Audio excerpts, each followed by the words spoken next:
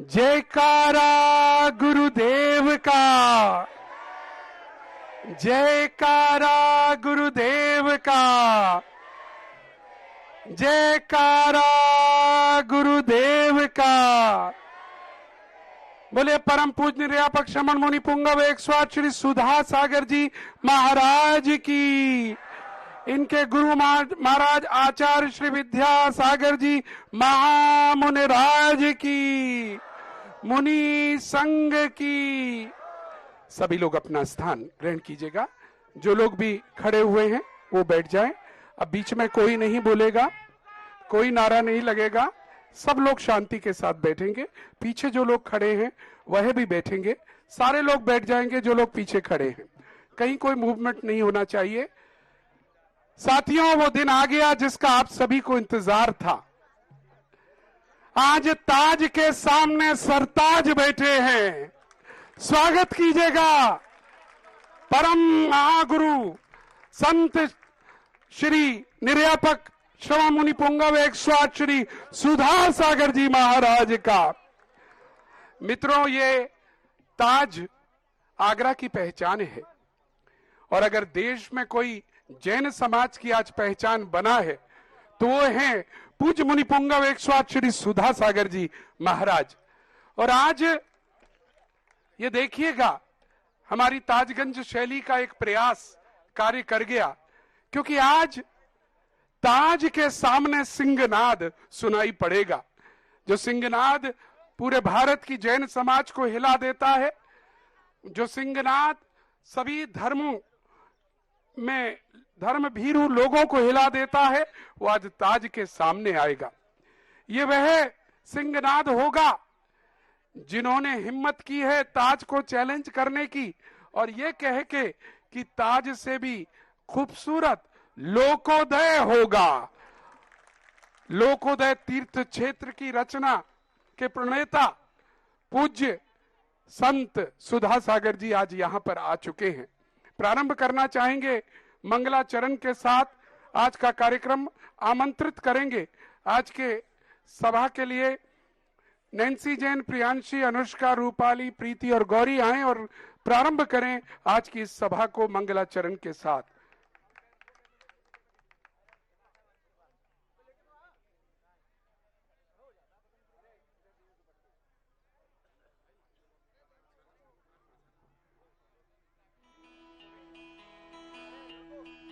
ये मंत्र नमोकारा नमोकारा है, जीतना प्यारा है, जीतना प्यारा। जिसने भी जाप किया भव से पार उतारा। नमो हरिहंताणं नमो सिद्धाणं नमो आर्याणं नमो वज्रायाणं नमो लोय सब साहुणम्। ये मंत्र नमोकारा है, जीतना प्यारा। जिसने भी जाप किया भव से पार उतारा। नमो हरिहंताणं नमो सिद्धाणं नमो आर्याणं नमो वज्रायाणं नमो लोय सब साहुणम्।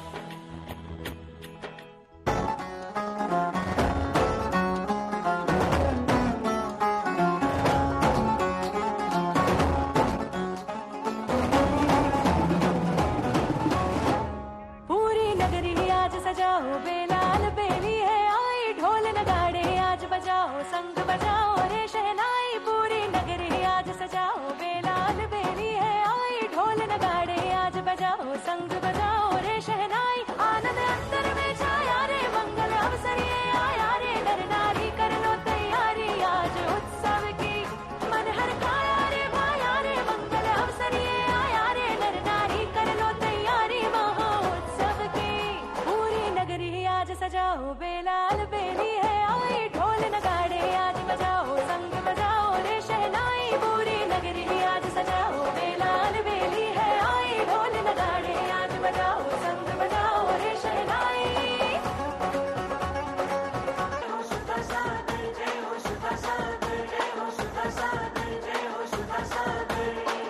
गुरुवर तुम्हारी कृपा से हुआ है, हम भक्तों का कल्याण है। जिसने भी नाम रटा गुरु का वो तेरा सारा संसार है। तप का ताप तुम्हारा है जग का उजियारा, धरती और गगन में है अशगान तुम्हारा, दर्श पाया तेरा।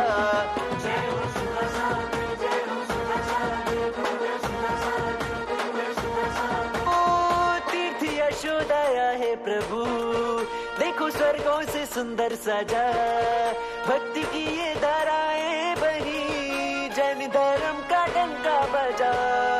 फिर गुरुवर के चरण पड़े, मैं की गुलशन सी ये गलियां, गुरुदेव सुधा सिंधु की देखो दीवानी ये दुनिया। तीर्थ यशोदया में बरसा आनंद भारी,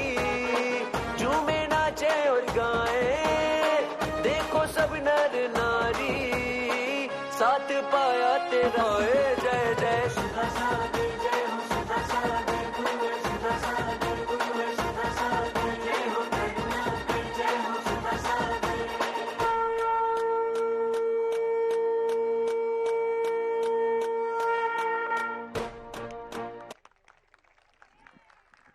जोरदार तालियों के साथ अनुमोदना। और देखिएगा, मैं देख रहा हूं सूर्य नारायण भी निकल आए हैं। इससे पहले ऐसा लग रहा था सूर्य नारायण भी इंतजार कर रहे थे कि कब गुरुदेव पधारूं और कब मैं उनके दर्शन करूं। और जैसे ही वो आए और सूर्य नारायण भी अपनी सुनहली धूप को बिखेर रहे हैं और पीछे ताज भी चमकने लगा है। चलिएगा, कार्यक्रम को आगे बढ़ाते हुए कौन सौभाग्यशाली होगा आज जो यहाँ पर पाद प्रक्षालन करने का सौभाग्य लेगा। उस ऐतिहासिक स्थान पर, जिस ऐतिहासिक स्थान पर बहुत ही कम लोग आ पाते हैं, जहां पर बिल क्लिंटन जैसे प्रेसिडेंट को लाया गया था, और यहीं जहां आज पूज्य गुरुदेव बैठे हैं वहीं नीचे बेंच लगाकर यहां पर उनका स्वागत किया गया था। और देखिए आगरा नगर की और खासकर ताजगंज शैली का भाव कि जब अमेरिका का प्रेसिडेंट आता है तो हमारे तो तीनों लोगों के प्रेसिडेंटों के एजेंट यहाँ पर आए हुए हैं, हम उनका स्वागत ऐसे करेंगे कि किसी भी प्रेसिडेंट से कम नहीं होगा। बहुत जोरदार तालियां ताजगंज के हमारी समाज के लिए। और पाद प्रक्षालन का सौभाग्य कौन सौभाग्यशाली होगा जो आज यहाँ पर आकर अपने परिवार के साथ करेगा। 2 मिनट में बात को समाप्त करेंगे। प्रथम मैं बोली प्रारंभ कर रहा हूं एक कलश एक श्रीफल से, जिनके भी भाव आगे बढ़ाने के हों शीघ्रता से। और देखिएगा, ये स्वर्ण कलश से मौका मिलेगा पाद प्रक्षालन करने का, ये प्योर गोल्ड कलश से। तो आइएगा, कौन अपने भावों को अर्पण करेगा। एक कलश एक श्रीफल, एक कलश एक श्रीफल, जिनके भी भाव हो आगे बढ़ा सकते हैं। एक कलश एक श्रीफल, एक, हाँ, किन्हीं के भी भाव हो आगे बढ़ा सकते हैं बोली को, नहीं तो हम 1 2 3 यही कर देंगे। एक कलश एक श्रीफल, किन्हीं के महिलाओं के भी भाव हो अर्पण करें, ये मौका नहीं मिलेगा दोबारा। एक कलश एक श्रीफल, शीघ्रता करें। आप में से भी कोई किन्हीं के भी भाव हो रहे हो तो अर्पण कीजिएगा। आप में से जो लोग श्रेष्ठी लोग बैठे हैं भाव हो रहे हो तो अर्पण कीजिएगा। एक कलश एक श्रीफल, हाँ साहब, जो बढ़ावे सो पावे। एक कलश एक श्रीफल, एक, जो बढ़ावे सो पावे, शीघ्रता से। एक कलश एक श्रीफल, एक कलश एक श्रीफल, 2। हाँ, बोली मैं फिर यही समापन पर जा रहा हूं, किन्हीं के भाव हो तो आगे बढ़ा सकते हैं। और एक कलश एक श्रीफल, 1 2 और ये 3, और ये सौभाग्य मिला है। क्या बात है। और ये सौभाग्य मिला है श्रीमान संजय जी जैन, महामंत्री ताजगंज शैली। आइएगा, इनके परिवारी जन जो भी हों वो कृपया करके आ जाएं और पाद प्रक्षालन के लिए यहाँ पर पधारें। जो भी परिवारी जन है कृपया शीघ्रता से आएं। जिनवाणी दान करने का सौभाग्य मिल सकता है। प्रथम जिनवाणी दान करने का सौभाग्य महिलाएं आपको मौका मिल सकता है 21,000 रुपए मात्र में। प्रथम जिनवाणी दान करने का मौका 21,000 में। अगर किन्हीं के भाव आप में से किन्हीं के हो शीघ्रता से हाथ खड़ा करिएगा। जिनवाणी दान करने का भाव 21,000 रुपए। हाँ साहब, आप में से चलिए एक नाम आ गया, आइएगा, मुझे नाम बता दीजिएगा, आगे आके आ जाएं, परिवार को बुला लें। हाँ, प्रथम जिनवाणी आइएगा, आइएगा, शीघ्रता से आइए, जो भी आपके साथ हैं। प्रथम जिनवाणी और दूसरी जिनवाणी करने का सौभाग्य मात्र 11,111 रुपए। शीघ्रता करें। दूसरी जिनवाणी 11,001 आ जाए, दूसरा। और तीसरी जिनवाणी करने का सौभाग्य 11,111। 3 नाम हमारे पास हो गए, आइएगा, तीनों को बुला लें। गुरु के चरण पखारे, प्रथम जिनवाणी वाले आ जाएं। मैंने गुरु के चरण पखारे, मैंने गुरु जी के चरण पखारे, मैंने गुरु जी के चरण पखारे। जन्म जन्म के संचित पातक, जन्म जन्म के संचित पातक, तत्क्षण ही निर्वारे। मैंने गुरु जी के चरण पखारे, मैंने गुरु जी के चरण पखारे, मैंने गुरु जी के चरण पखारे। एकता गर्ग अग्रवाल साकेत कॉलोनी को ये सौभाग्य मिला है प्रथम जिनवाणी का, आइएगा। दूसरी जिनवाणी योगेश जी जैन को मिला है, आइएगा। तीसरी का सौभाग्य राजा खेड़ा से पावन नयन भय सब प्रवीण कुमार जी परिवार को, दूर भय अंधियारे, मैंने गुरु के चरण। हाँ, राजेश जी कोटा गुरु भक्त यहाँ आए हुए हैं, पाठ प्रक्षालन में सहयोग प्रदान करें। अतुल जी भी आए हुए हैं, वो भी कृपया करके आइएगा। चलिएगा, हम आगे बढ़ते हुए दीप प्रज्वलन और चित्त अनावरण करेंगे और हमारे श्रेष्ठी जन यहाँ पर बैठे हुए हैं। हम अनुरोध करेंगे श्रीमान हीरालाल जी बेनाड़ा, पन्नालाल जी बेनाड़ा, शिखर चंद जी जैन सिंघई, श्रीमान सुनील जी सिंघई परिवार भोलानाथ जी का कृपया करके आगे आइएगा। और साथ में नरेंद्र जी फर्नीचर और भी हमारे श्रेष्ठी जन हैं, अमित जी बॉबी, कृपया करके आएं और यहाँ पर पाद प्रक्षालन की प्रक्रिया करें। वाईके जैन सीए साहब आइएगा, और भी हैं विवेक जी बेनाड़ा, साथ में आइएगा। हम अनुरोध करेंगे कृपया आएं यहाँ पर और प्रारंभ करें चित्रनाम और दीप प्रज्वलन के लिए भी आप आ जाएं, समय हो चुका है प्रवचनों का। तस्वीर से तू निकल के सामने आ, और अब अनुरोध करेंगे पूज्य श्री से अपनी अमृतमय वाणी से हम सभी को अनुग्रहित करें। सभी लोग अपना स्थान ग्रहण कर लेंगे, कोई भी नहीं हिलेगा। जो खड़े हैं, मेरा विनम्र अनुरोध है, आप सब लोग बैठेंगे, कोई खड़ा नहीं रहेगा। जय श्री ओम नमः सिद्धेभ्यः, जय श्री ओम नमः सिद्धेभ्यः। सर्वमंगल मांगल्यम सर्वकल्याणकारकम प्रधानम सर्वधर्माणां जैनम जयतु शासनम, जैनम जयतु शासनम। पंच परमेष्टि भगवान के आचार्य श्री गुरुवर कुंद कुंद महाराज की, आचार्य श्री गुरुवर विद्यासागर महाराज के।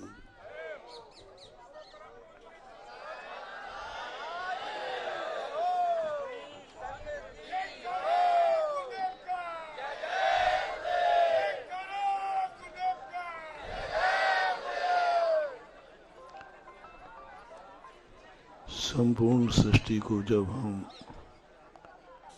एक विहंगम दृष्टि से देखते हैं तो सारी दुनिया का जो नर्तन है वो रंगारंग कार्यक्रम लगता है। रंगा और रंग ये दो विरोधी शब्द हैं, लेकिन दोनों विरोधी होकर के इस सृष्टि के निर्माता हैं। दोनों रंगा रंग, रंग और अरंग, दोनों होकर के भी इस सृष्टि का सौंदर्य स्थापित करते हैं। दोनों जब विरोधी मिलकर के किसी चीज का निर्माण करते हैं तो वह अनुपम होती है, अक्षुण्ण होती है। रंग अकेला सृष्टि को बदरूप कर देगा, अरंग सृष्टि को उत्पन्न ही नहीं होने देगा। और रंग और अरंग दोनों जब एक चीज में मिल जाएं, एक वाक्य में मिल जाएं, समझ लेना कुछ अद्भुत घटित होने वाला है, कुछ अलौकिक घटित होने वाला है, कुछ ऐसा होगा जब सारी सृष्टि का एक अलौकिक आश्चर्य, अतिशय और चमत्कार होगा। आज राग की चरम सीमा का स्थान और आज संसार में सबसे बड़ी वीतरागता का स्तंभ दोनों। राग और वीतराग जहां दोनों एक मिल जाएं, समझ लेना रंगारंग कार्यक्रम होने वाला है। अरंग कार्यक्रम अध्यात्म है जो सिद्धालय को ले जाता है। रंग कार्य वो पतन है जो व्यक्ति को अधोमुखी ले जाता है, और ऐसे अधोमुखी ले जाता है जैसे रंग में रंगा हुआ रावण अधोगति गया और अरंग में रंगे हुए महापुरुष सिद्धालय में बैठे। आज न अपन सिद्धालय में हैं और न आज अपन नरकों में हैं। आज अपन उस बीच दशा में हैं जहां रंग और अरंग दोनों मिलकर के जिएंगे, मिलकर के रहेंगे और मिलकर के एक ऐसी रचना करेंगे, ऐसी रचना करेंगे।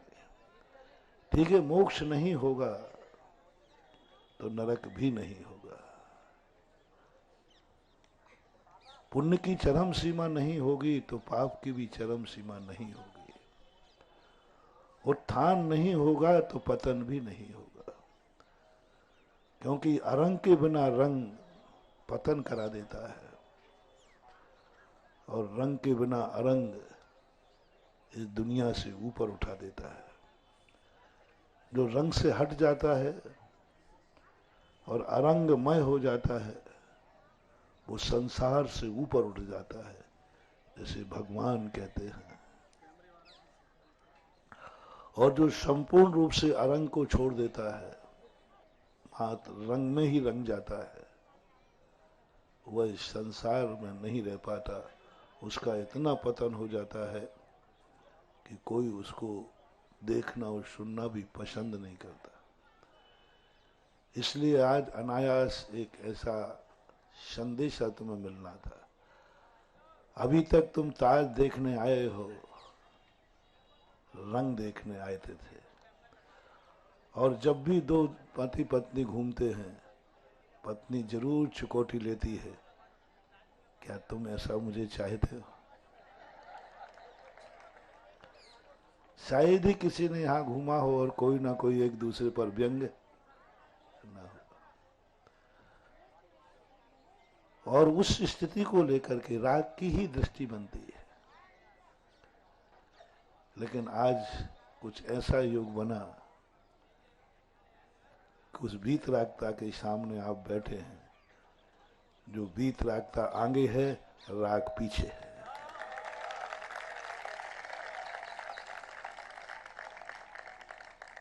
और जब राग पीछे हो जाए और अराग आगे हो जाए तो उस रागी का भी पतन नहीं होता, वह रागी राहगीर बन करके आगे बढ़ जाता है।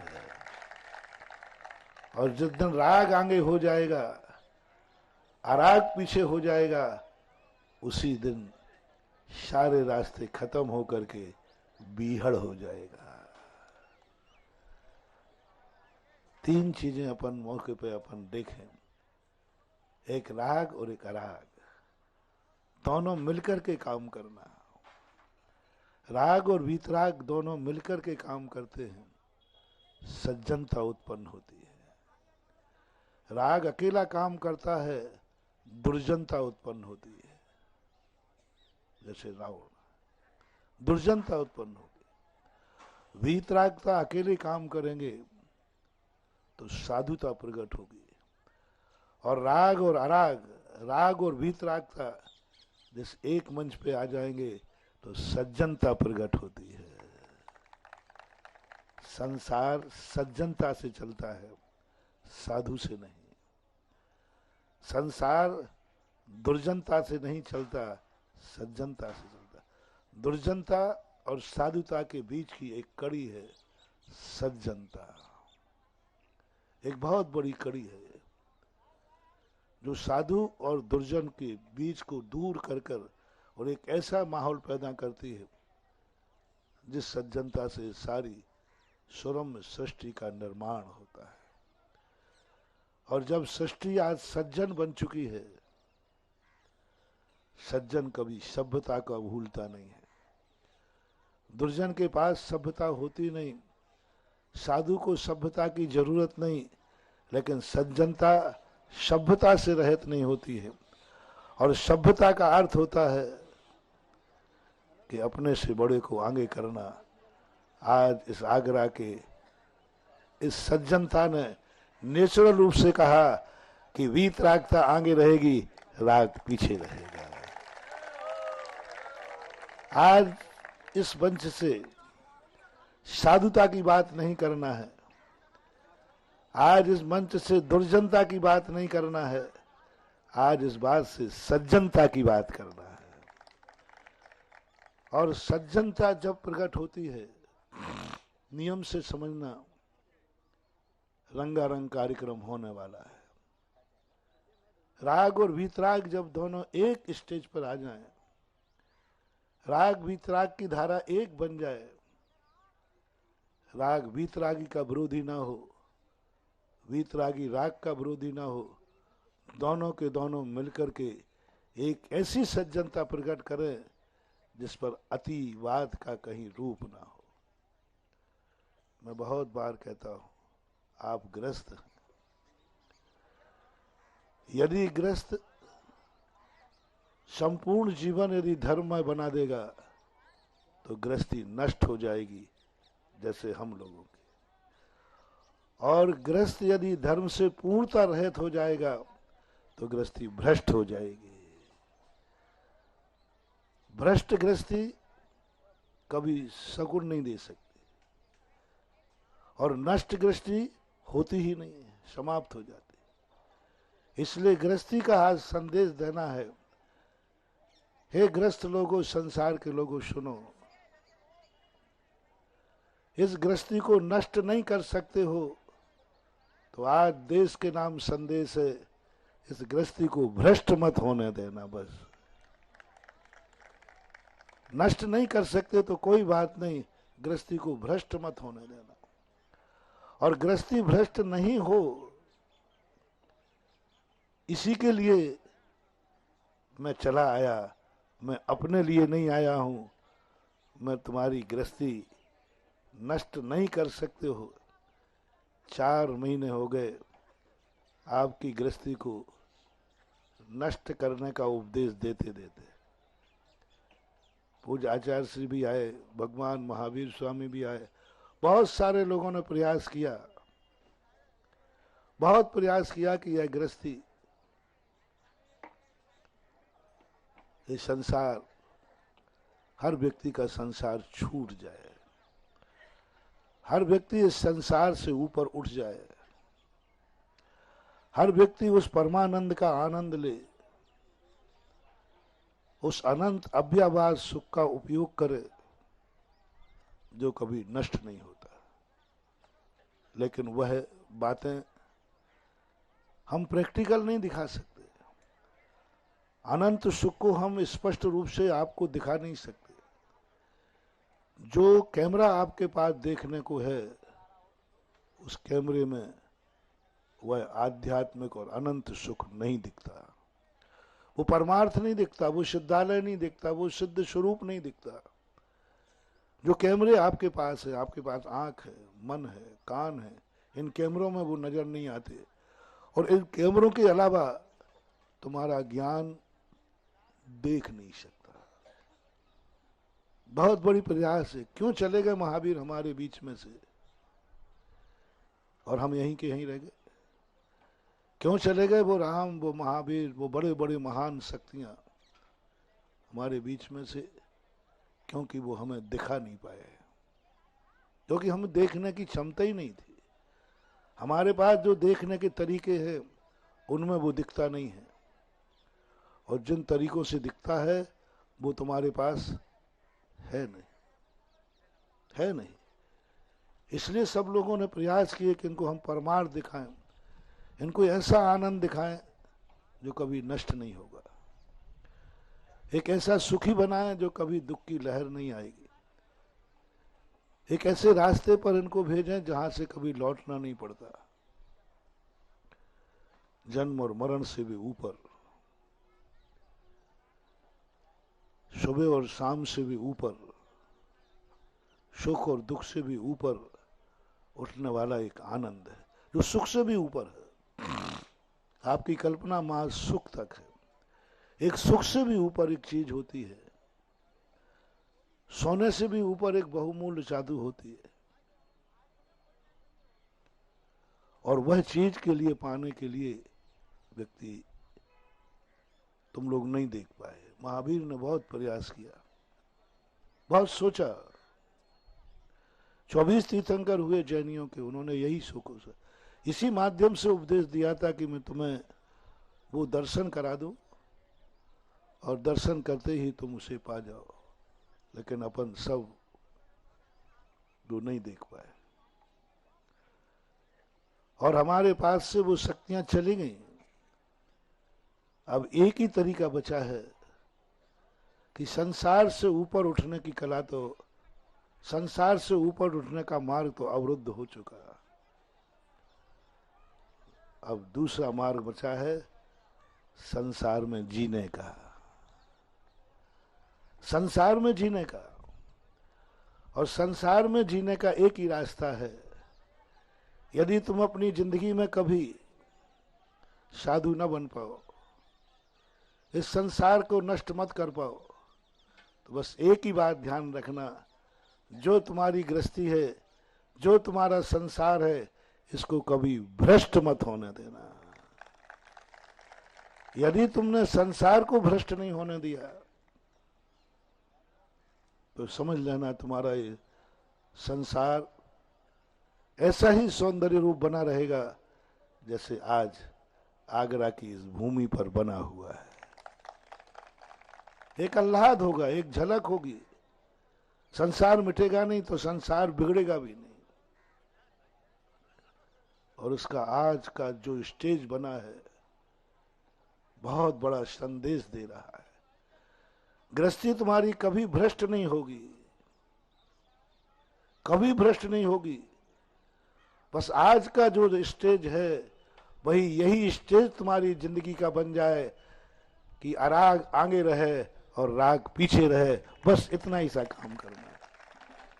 राग को हटाना नहीं है, राग को मिटाना नहीं है।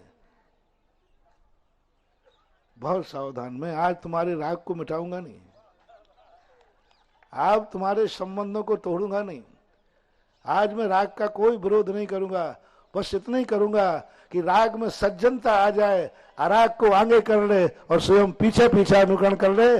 जाओ, तुम्हारी गृहस्थी कभी भ्रष्ट नहीं होगी। जैन दर्शन ने कभी गृहस्थी का निषेध नहीं किया गृहस्थों के लिए। उन्होंने एक ही बात कही कि तुम्हारा राग सभ्यता सीख जाए। रावण के राग में सभ्यता नहीं थी, कंस के राग में सभ्यता नहीं थी, हिटलर के राग में सभ्यता नहीं थी, पापियों के राग में सभ्यता नहीं होती, शराबी के राग में सभ्यता नहीं होती। रागी तो होता है, एक शराबी रागी तो बन जाता है, लेकिन वो अपने राग को भ्रष्ट कर देता है। जिससे राग करता है एक शराबी व्यक्ति, उसी का सिर भी फोड़ देता है। शराब किस लिए पी थी उसने? राग बढ़ाने के लिए। और जिससे राग किया उसी का एक दिन सिर भी फोड़ देता है, क्योंकि वो राग दुर्जनता के रूप में परिवर्तित हो गया। जितने भी संसार में जो अकेले रागी हुए, जिन्होंने राग को ही मुख्यता दी, उनकी दशा ये हो गई कि जिनसे वो राग करते थे वो वस्तु ही उन्होंने स्वयं नष्ट कर ली है। राग के प्रतीक ही खत्म कर दिए। जिससे राग हो रहा था उसी का सिर फोड़ दिया। जो टीवी से पिक्चर देख रहे थे उसी टीवी को नशे में फोड़ दिया। जो व्यापार धंधा उसका था, जिससे वो उसकी मनी आती थी, उसी को उन्होंने नष्ट कर दिया, उसी को बेच डाला। शराबी, जुआड़ी, नशेड़े, ये राग के सर्वोत्कृष्ट आयतन है, लेकिन वो उसमें इतने मस्त हो जाते हैं कि एक दिन वो उस वस्तु को खरीदने लायक भी नहीं रह, घर रहने को नहीं रह जाता, परिवार बोलने को नहीं रह जाता। वो राग करें किससे? राग का स्तंभ ही नष्ट कर देते अपने हाथों से। यदि राग में थोड़ी सी संयमता आ जाए, राग को मिटा नहीं रहा हो, इंद्रियों के विषयों को मिटा नहीं रहा हो, बस तुम्हारे राग को दुर्जन न बन पाए, सज्जनता बन जाए राग में, साधु नहीं। साधु बनोगे तो राग खत्म हो जाएगा, और दुर्जन बनोगे तो राग कर ही नहीं पाओगे। दुर्जन बनोगे तो राग करने लायक नहीं रहोगे, साधु बनोगे तो राग करने की जरूरत नहीं पड़ेगी, और सज्जन बन गए तो राग तुम्हारा अमर रहेगा और तुम्हारी गृहस्थी भी अमर रहेगी। राग के स्तंभ भी अमर रहेंगे। जिससे राग किया है उसका सिर नहीं फोड़ोगे, उसे गुलदस्ता बनाकर टेबल पर सजाओगे। एक परिवार गुलदस्ता बन जाए, राग बनाएगा, साधु नहीं, अराग नहीं। अराग से गुलदस्ता नहीं बनते, क्योंकि अराग की सुगंध इतनी तेज होती है कि गुलदस्ता की सुगंध का उसके सामने कोई मूल्य नहीं। अराग इतना ब्यूटीफुल होता है, कोई फूलों को देखना पसंद करता ही नहीं, पढ़ते ही नहीं। आप खुद देख लीजिए। यदि एक राग का प्रतीक आ जाए और एक साधु का प्रतीक आ जाए तो सज्जन पुरुष किससे प्रभावित होंगे? क्योंकि वो है इसलिए। और दुर्जन व्यक्ति जो है वो कभी फूल सजा ही नहीं पाता, क्योंकि वो फूल के पौधे को ही उखाड़ के फेंक देता है। इसलिए मेरा आज पर्पस कहना है कि आप गृहस्थ हैं तो आपकी जिंदगी, आपकी गृहस्थी गुलदस्ता बनकर के आपकी जिंदगी को सगुन बने, सुगंधित बने, सुभाषित बने। आपका राग, जिनसे भी राग है, जिनसे भी चाहत है, वो धन हो, दौलत हो, परिवार हो, शरीर हो, राष्ट्र हो, जिन जिन से तुम्हें राग है, जिन जिन वस्तुओं से, आप खुद अपनी डायरी में मेंटेन कर लेना आपको किन किन वस्तुओं की राग है, क्या क्या चाहते हैं आप अपने मन में, आपका मन की चाहत क्या क्या है। उन सब के लिए सज्जनता का एक पायजामा पहनाना है। जाओ, वो राग गुलदस्ता बन करके महकेगा तुम्हारी जिंदगी में, पड़ोसी को भी सुगंध देगा तुम्हारी जिंदगी में, और एक दिन इतना सुगंध देगा कि साधु भी तुम्हें आशीर्वाद देगा तुम्हारी जिंदगी में। जिन्होंने अपनी गृहस्थी को, अपनी जिंदगी को गुलदस्ता बना लिया है, उन्हें साधु आशीर्वाद देते हैं। साधु तो नहीं बनाते, लेकिन भक्त जरूर बना लेते हैं। भगवान का यदि साधु का भक्त बनना है, तुम भगवान बनने लायक नहीं हो, भगवान बनने की ताकत नहीं है, साधु बनने की ताकत नहीं है, तो साधु का और भगवान का भक्त जरूर बनना। और भक्त कौन बनता है? जिसकी जिंदगी, जिस वस्तु से वो राग करता है उसे वो गुलदस्ता बनाता है, उसका सिर नहीं फोड़ता, उसको बर्बाद नहीं करता, उसको बाजार में नहीं बेचता, वो अपनी जिंदगी को नाली में नहीं गिराता। अपनी जिंदगी को, उस राग को मात सज्जनता देना है। और सज्जनता का प्रतीक मैंने कह दिया।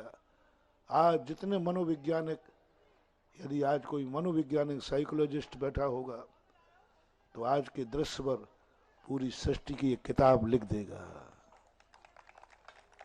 आज एक कल्पना के ऊपर मैं ये सोच ही नहीं पा रहा था कि मैं जाकर के उनको इस प्रसंग पे क्या प्रवचन सुनाऊंगा, क्योंकि मेरी जो अंदर की आवाज है, अंदर का आनंद है, वो तुम इस स्थान पर पसंद नहीं करोगे।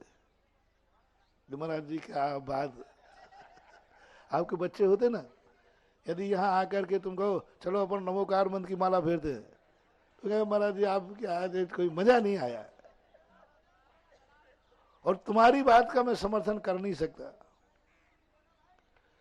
जैसे मैं यहां प्रवेश करके स्टेज पर नजर पड़ी, मुझे प्रवचन मिल गया, मैंने की प्रवचन तैयार हो गया।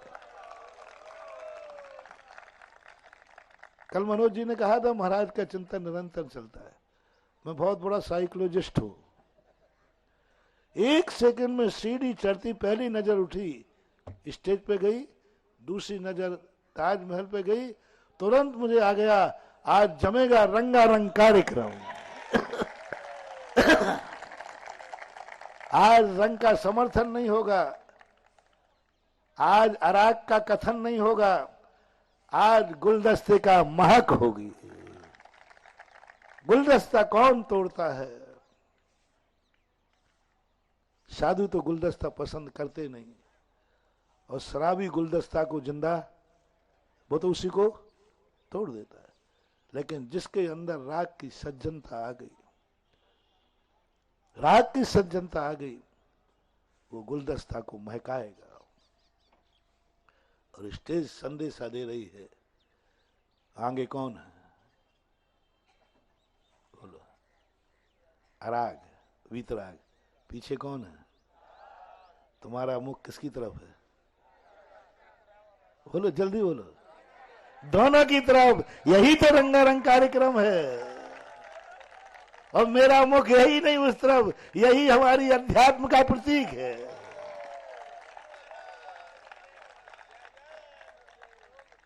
मेरी पीठ बता रही है कि मैं कौन हूं, और तुम्हारा मुख बता रहा है कि तुम कौन हो।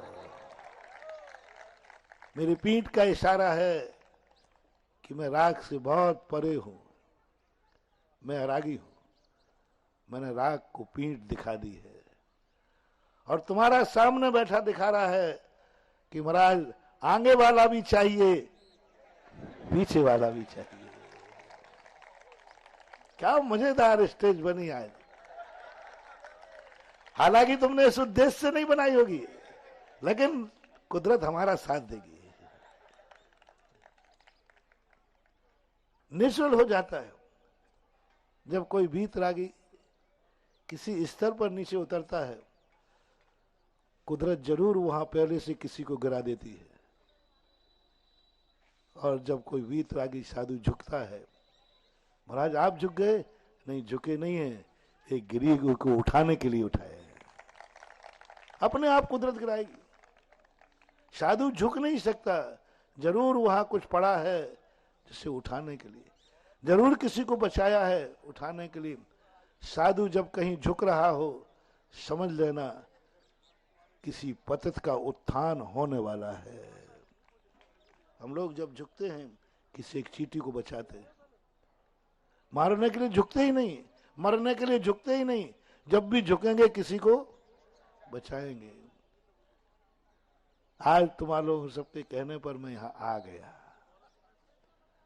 लेकिन कुदरत ने मेरी सहायता की कि बाबा जी मैं तुम्हें दुनिया के सामने बदनाम नहीं होने दूंगा कि महाराज राग को देखने गए थे, तुरंत स्टेज पर बताया था राग को पीठ थी और सज्जन की तरफ मुख था।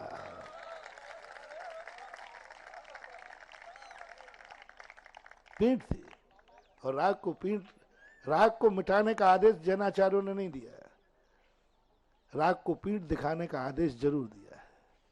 हम लोग गृहस्थी में सब तुम राग होता है, माँ बाप से, परिवार से, पत्नी से, बेटों से। तो बोलो साधु बनते समय उनको मिटा के आता है कि पीठ दिखा के आता है? बोलो ना, मिटाता तो नहीं है ना, कभी नहीं मिटाया। महावीर ने नहीं मिटाया, किसी वीतरागी ने जिन जिन से राग होया है उनको कभी मिटाया नहीं है, उनको पीठ दिखा के चला गया। इसी प्रकार मैं ये राग मिटाने नहीं आया हूं, मैं इसको पीठ दिखा करके वीतरागता की रक्षा करने आया। राग का नेचुरल बन जाता है।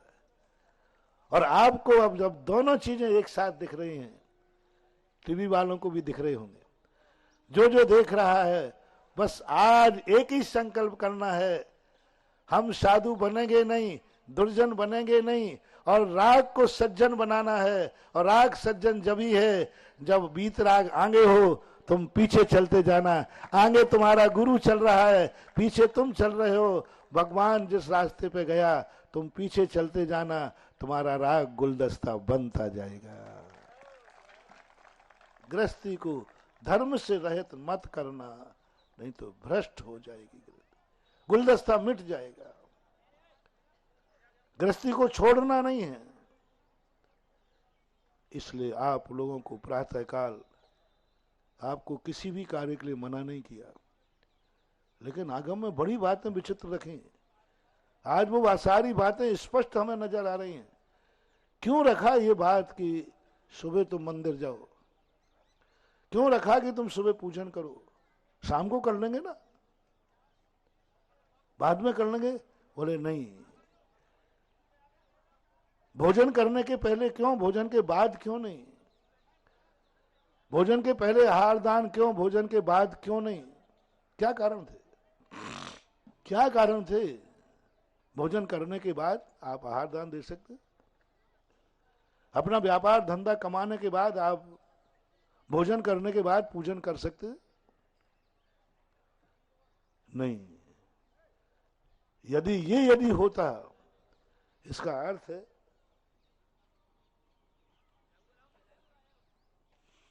राग आगे हो गया, राग और वीतरागता को पीछे कर दिया, सब कुछ खत्म हो जाएगा। इसलिए कहा गृहस्थ को कि तुम राग करने जा रहे हो, व्यापार करने जा रहे हो, सुबह उठकर के वीतरागी के दर्शन करके जाओ, जिससे यह सिद्ध हो जाए वीतरागता पहले है, राग बाद में। राग छोड़ना नहीं है, व्यापार छोड़ना नहीं है, धंधा पानी छोड़ना नहीं है, लेकिन पहले वीतराग आगे रहेगा। भोजन करूंगा, भोजन छोड़ूंगा नहीं, भोजन करूंगा, लेकिन पहले वीतरागी को देकर करूंगा और बाद में करूंगा। जो वीतरागी को भोजन देकर स्वयं भोजन करता है, इसी ने राग को सज्जन बना दिया और गुलदस्ता बना दिया गृहस्थी को। सुबह उठ करके जो भगवान को, धर्म को, ध्यान को आगे करता है और बाद में गृहस्थी बसाता है, उसने राग को गुलदस्ता बना दिया। जो अपने जीवन में कुछ भाग ऐसा निकालता है कि नहीं, मैंने धन कमाया है, भोगूंगा बाद में, पहले दान दूंगा। मैंने हमेशा कहा हुआ है, बचा हुआ धन, बचा हुआ अन्न भिखारी को दिया जाता है। रिपीट करो, बचा हुआ धन, बचा हुआ अन्न भिखारी को दिया जाता है। बचा हुआ समय अपाहिजों को दिया जाता है, क्लिष्ट जीवों को दिया जाता है, दुखी लोगों को दिया जाता है। बचा हुआ समय, कोई भी चीज बची हुई है, कपड़े तुम्हारे बचे हुए हैं, भिखारी को दिए जाते हैं। भोजन बचा हुआ है, भिखारी को दिया जाता है। धन साल भर के खर्च करने के बाद बचा है, अपाहिजों को दिया जाता है, दुखियों को दिया जाता है, दीनहीनों को दिया जाता है, पुण्यहीनों को दिया जाता है। बचा हुआ धन, बचा हुआ अन्न, बचा हुआ समय। और बचा हुआ धन, बचा हुआ अन्न, बचा हुआ समय जो उपभोग करता है, पहले हमारा धन भोगने के पहले दान में जाएगा। कमाई का धन कह रहा हूं, कमाने के बाद जैसे तुमने आया भाव कि मुझे इसको खर्च करना है, इसको कमा के लाया हूं, नियम से यदि सज्जन होगा, तुम्हारी जिंदगी गुलदस्ता बनाना है, तो कमाने के बाद धन खर्च करने के पहले कुछ ना कुछ दान में निकाल देना। वो धन तुम्हारा गुलदस्ता बन जाएगा, रावण जैसा नरक का कारण नहीं बनेगा। पहले निकालना, बाद में नहीं। आप लोगों की आदत क्या होती है, महाराज दान तो देना है, पहले हमारे पूरे सारे खर्चे लगा दूं, फिर बचेगा तो दूंगा। जिन लोगों ने ऐसा कहा, मैंने उनसे कहा, महानुभाव आप ना दें तो श्रेष्ठ है, अन्यथा आपके बुरे दिन चालू हो जाएंगे। बचेगा तो दे दूंगा। ये कभी सोचकर मत देना तुमने एक धर्म को भिखारी बना दिया। यदि तुम धर्मात्मा ना बन सको, तुम साधु ना बन सको, भगवान ना बन सको, तो कम से कम भगवान को भिखारी मत बनाना, ये ध्यान रखना। कभी भी हो भूल कर पहले देना। भोजन जब भी देना, भोजन के बाद बची हुई रोटी भिखारी को दी जाती है, और भोजन करने के पहले जो रोटी दी जाती है वो साधु को दी जाती है। और पहली रोटी जो तुमने साधु को दी, तुम्हारा सारा भोजन गुलदस्ता बन गया। बचा हुआ समय, शाम को बचा हुआ समय, महाराज मैं सारे व्यस्त कार्यों में व्यस्त हूं, समय बचेगा तो फिर मैं मंदिर जाऊंगा। देखो मैं महाराज बहुत व्यस्त हूं, समय रहेगा तो मैं महाराज के पास जाऊंगा, समय रहेगा तो मैं प्रवचन सुनने आऊंगा। महानुभाव मत आना, मत आना, मत आना। मैं तुम्हें भिखारी बन के प्रवचन नहीं सुनाना चाहता, मैं साधु बन करके प्रवचन सुनाना चाहता। बचे हुए समय में से तुम लाओगे कि शाम बचेगा समय तो प्रवचन में आ जाऊंगा, बचेगा समय तो मैं ये कार्य कर लूंगा। कभी भूल करके नहीं करना। बचे हुए समय नहीं, जो मुझे 12 घंटे मिले हैं उनमें पहला घंटा मैं मंदिर में दूंगा, पहला घंटा मैं गुरु के पास रहूंगा। समय बाद में बचेगा, मैं व्यापार में चला जाऊंगा। आज तो महाराज का प्रवचन सुनने पहले जाऊंगा। तो ये प्रवचन तुमने साधु का सुना है, और साधु का प्रवचन सुनोगे, नियम से तुम्हारी जिंदगी गुलदस्ता बनेगी। तुम भिखारी का प्रवचन सुनते हो, सुन लो कान खोल करके। तुम भिखारी का प्रवचन सुनते हो, क्योंकि हमेशा है कि मेरे पास समय बचेगा तो, ठीक बोल रहा हूं ना मैं? ऐसा होता है कि नहीं? समय बचेगा तो मैं आज, किसी ने कहा भाई आज महाराज का प्रवचन है, अरे भाई मैं थोड़ा व्यस्त हूं, आगे बोल दो ना। ये बोलचाल की भाषा में होता है कि नहीं? मैं थोड़ा व्यस्त हूं कार्यक्रम, समय बचेगा तो मैं जरूर आऊंगा। मत आना महानुभाव, कम से कम मेरे प्रवचन में मत आना। मैं कम भीड़ में भी बोलने में मजा आता है। मुझे लाखों की भीड़ में बैठा लो तो कोई फर्क नहीं पड़ता, और पंडाल में 2 लोग बैठे हों तो मुझे कोई फर्क नहीं पड़ता, क्योंकि मैं प्रवचन सुनाता ही नहीं हूं। मैं तो यहां बैठ करके भी स्वाध्याय कर रहा हूं। एक नई चिंतन मिला, एक नई खोज मिली। मैं कहां ताजमहल आया हूं, मैं तो यहां स्वाध्याय करने आया हूं। आज का इतना बड़ा स्वाध्याय हो गया, राग आगे है, राग पीछे है, ये कम स्वाध्याय हुआ? सारा स्वाध्याय इसी के लिए तो करता हूं। साधु कहीं भी बैठे। आज पता चला कि पूज्यवर नेमीचंद महाराज ने एक लिखा था, हम साधुओं को छूट दी थी, हम लोग कोई स्थान की पाबंदी नहीं है, हम कहीं भी जाएं, कुछ भी देखें, कुछ भी सोचें, कुछ भी करें। जम किंचंती चिंतन तो निरी वित्ते हवे जदा साहू। साधु से कहता तुझे जो मर्जी आज कर। तो मैंने कहा देखो भगवान गुरुदेव, आप ये छूट दे रहे हो, मैं इसका दुरुपयोग करूंगा। बोले क्या करेगा? मेरे भक्त लोग हैं, मैं तो नहीं जाऊंगा, लेकिन भक्त लोग बहुत हमारे खतरनाक हैं। ये हमारे स्थान पे तो आए या नहीं आए, लेकिन ये अपने स्थान पे जरूर ले जाएंगे। नेमीचंद महाराज ने कहा, मैंने कहा देखो ये छूट मत दो आप, हम पंचम काल के साधु हैं, तुझे जो चिंतन करना है वो कर, तुझे जहां जाना है वो जा, जो देखना है वो कर। जम किंच भी चिंतन तो किमिक्षक वरदान। तो जब मैंने गाथा पढ़ी, मैंने कि गुरुदेव ज्यादा विश्वास मत करो, आप ये छूट मत दीजिए, आप तो पाबंद कीजिए। तुम यहीं जाओगे, यही सोचोगे, यही देखोगे, लेकिन वो माने ही नहीं। तो कल रात में मैंने कहा भगवान आप नहीं कहा था कहीं भी जा सकते हो, कल सुबह ताजमहल जा रहा हूं। आपने कहा था जहां कहीं भी जाओ। जहां कहीं भी जाओ। अब बाद में मत कहना कि तू साधु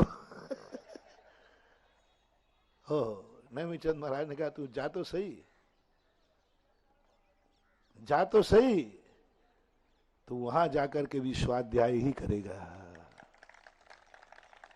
राग में भी तुझे गुलदस्ता ही खिलाएगा।